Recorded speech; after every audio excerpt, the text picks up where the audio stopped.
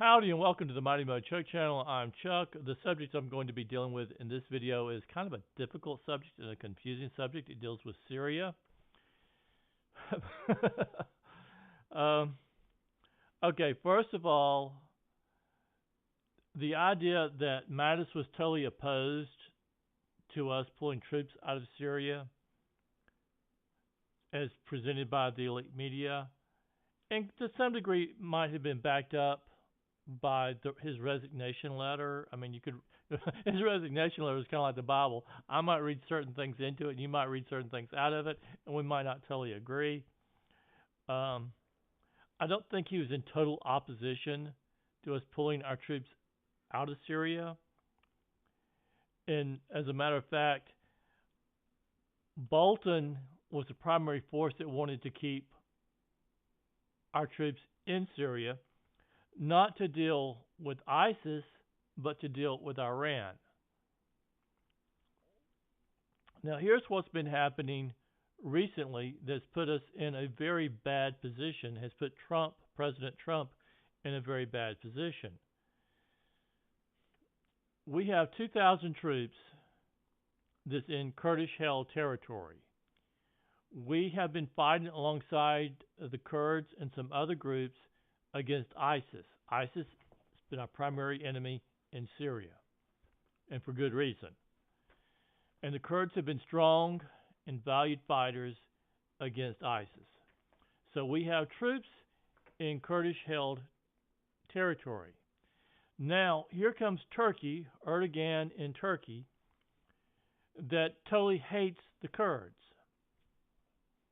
He's afraid of the Kurds.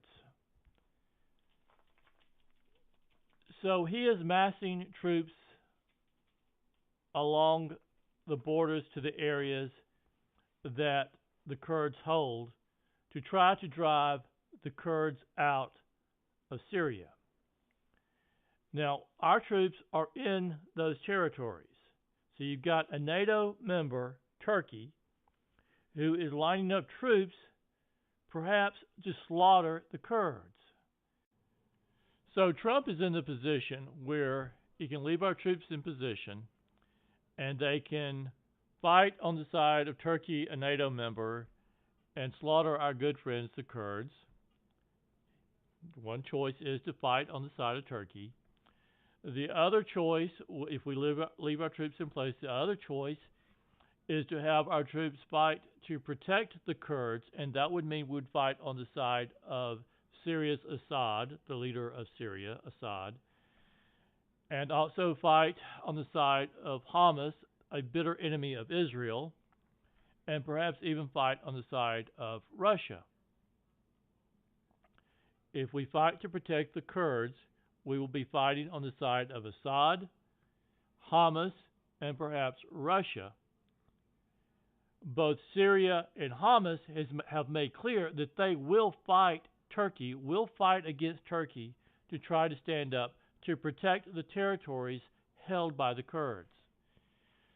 So Trump can either fight on the side of Turkey, a NATO member, against our ally, the Kurds, who helped defeat ISIS, or we can fight on the side of Syria, Hamas, and perhaps Russia. And can you imagine what our elite media would do with that if we were to fight on the side of Assad and Hamas and Russia against NATO member Turkey? So Turkey's sitting there, and they think they're in the bird's eye seat. So they've been negotiating with Trump, and according to information coming out of Turkey, the United States keeps agreeing to more and more terms set by Turkey. And basically what Turkey is trying to present is that the Trump administration is going to allow Turkey to walk in and take control of a large part of Syria. That's what Turkey thinks.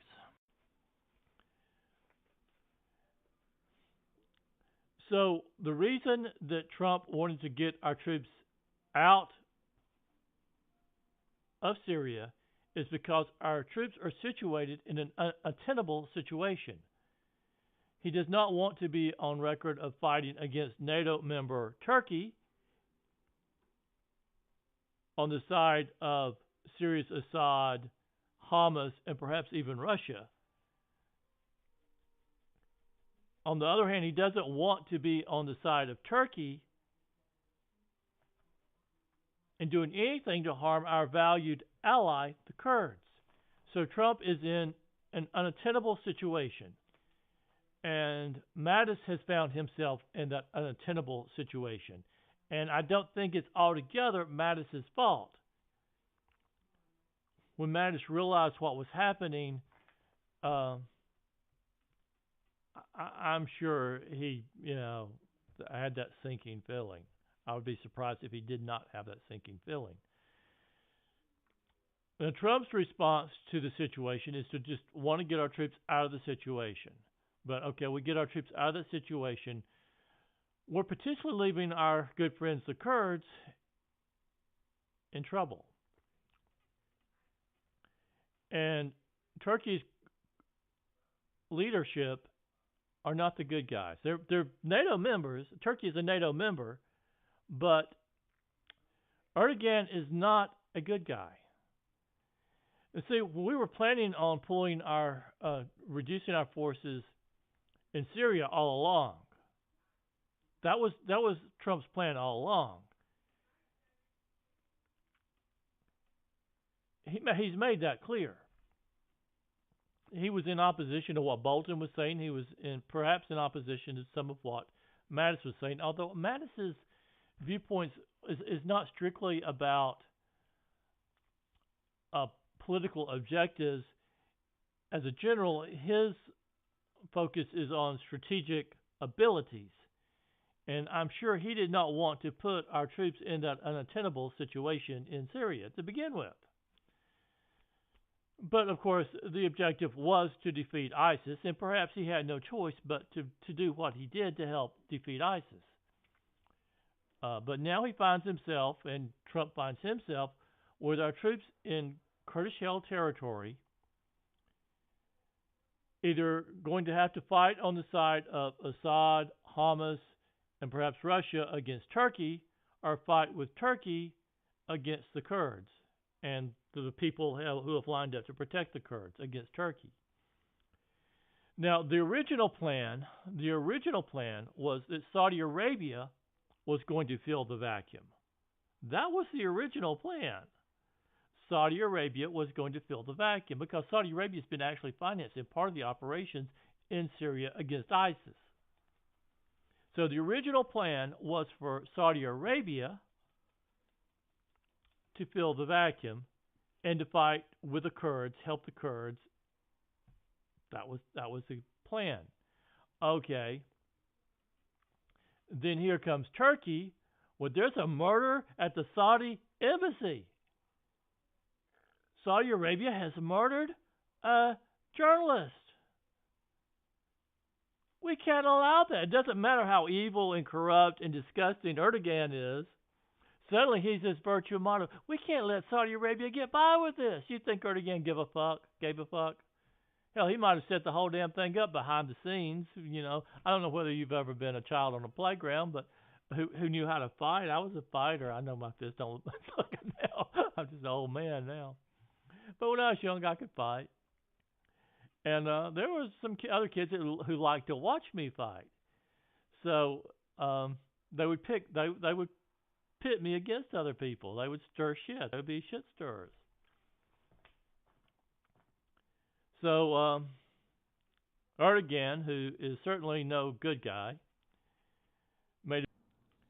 Erdogan may have done things, Turkey may have done things behind the scenes to spur the situation on so that Saudi Arabia would do something like murder Khashoggi so that Turkey could use that against Saudi Arabia to weaken Saudi Arabia's activity in Syria and to weaken Saudi Arabia's activity perhaps even in Yemen. I don't know whether Turkey has any involvement in Yemen at all. Probably not. I think Turkey's main objective was to stop Saudi Arabia from having a stronger position in Syria. I think that was Turkey's agenda. But now Iran has an obvious agenda to want to get Saudi Arabia out of Yemen. Iran would like to be able to get missiles back into Yemen pointed directly at Saudi Arabia. Um, so perhaps Turkey and Iran have been working together. Uh, when after Trump made the announcement that he's going to pull our troops out of Syria, Turkey fairly quickly announced that they thought they would be able to work with Iran within Syria. So it's a mess. That's the bottom line. It's a mess. And